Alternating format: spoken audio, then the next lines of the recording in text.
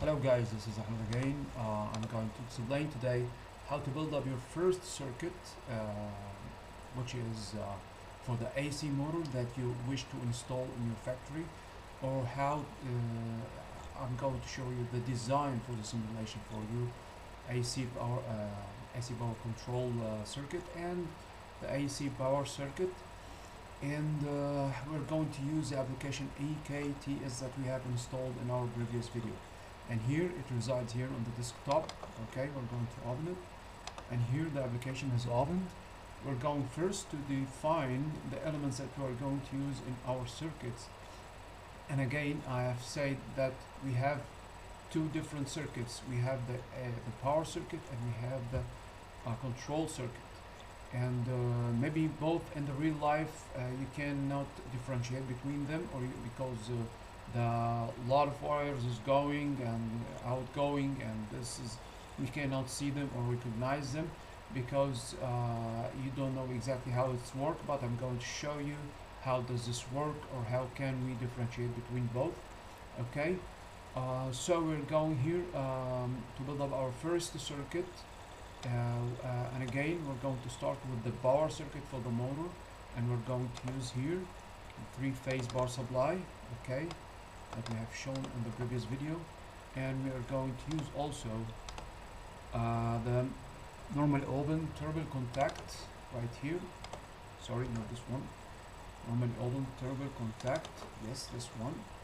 Okay, this one I'm going to tell you what does this represent just in a moment. Okay, and we have here also the induction motor, the three-phase induction motor. All right. And if you're an electrician or a power engineer or electrical engineer, you're going to recognize these. But if you're not, I'm going to tell you what does this mean. This is a three-phase power supply, which is a power plug that includes four wires. First, it has three hot wires and one neutral wire. And you can search over the internet what does this mean. But three-phase power supply, the sum of all three hot wires at 380 voltage, and this is not for this is not a condition, or it's, you know, not specifically should be 380. It could be 500, it could be 700. This is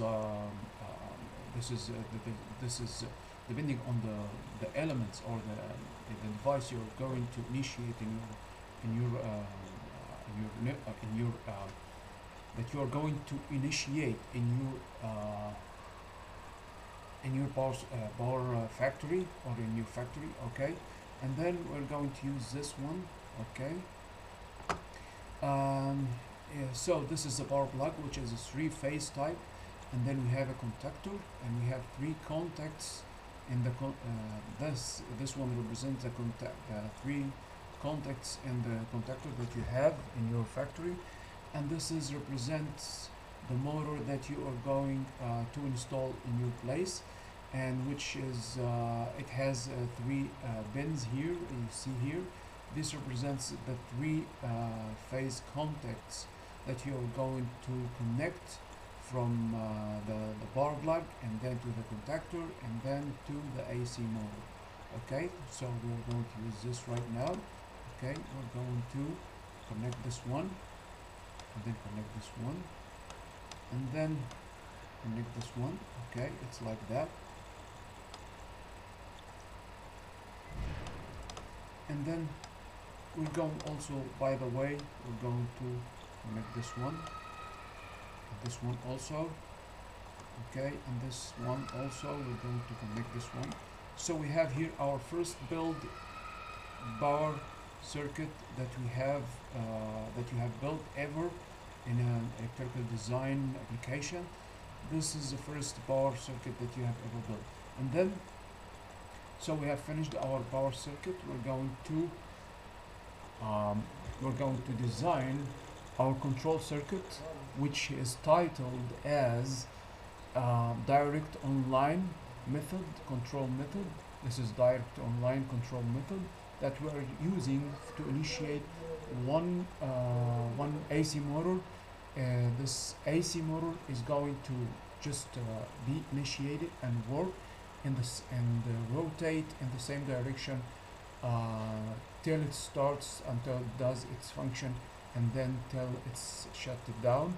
And then so this is a one function direct online control method for this motor function type. So we're going to use here the L1. This is a hot wire. This terminal is a hot wire. Okay, you can rotate it for 90 degrees or for 180 degrees. I prefer this direction because I'm going to build my power circuit here. And then we are going to use the I'm going to use from here the stop button. Okay, I'm going to put it here. Okay, here we have a stop button because we put the stop button before the initiate button or start button. Okay, and then a start button. This is a symbol of start button. Okay, and then you rotate it to 90 degrees. And then we have a contactor. We're going to use a contactor here.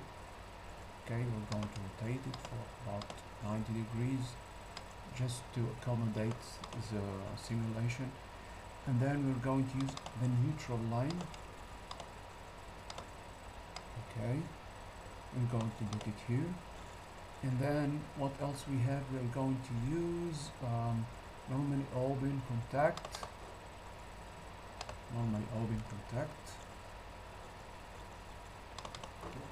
This one, this symbol. Okay, and we're going to put it here. Rotate. And then we're going to connect all these elements together in the way or in the manner that I'm going to show you. Okay, this one, and then this one to this one.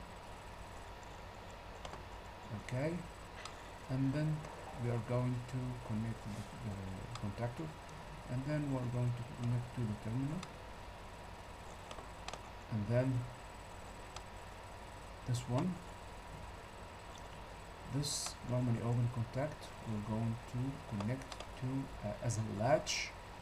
Okay, we're going to latch it here, and then okay, it's going to be latched over the initiation button or the start button.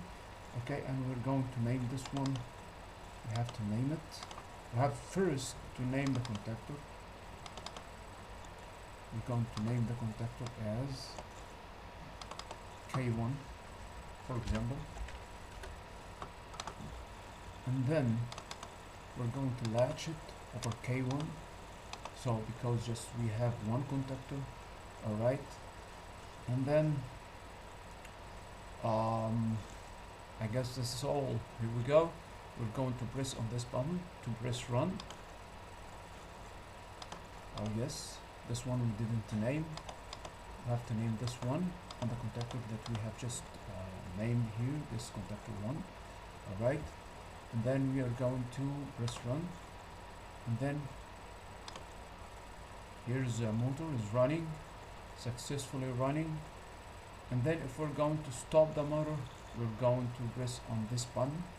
This is called stop, and here our motor stops. Okay, initiate again, start again, and then stop again. That's it, that's all. This is our first lesson. Thank you for watching, and see you guys in the next video.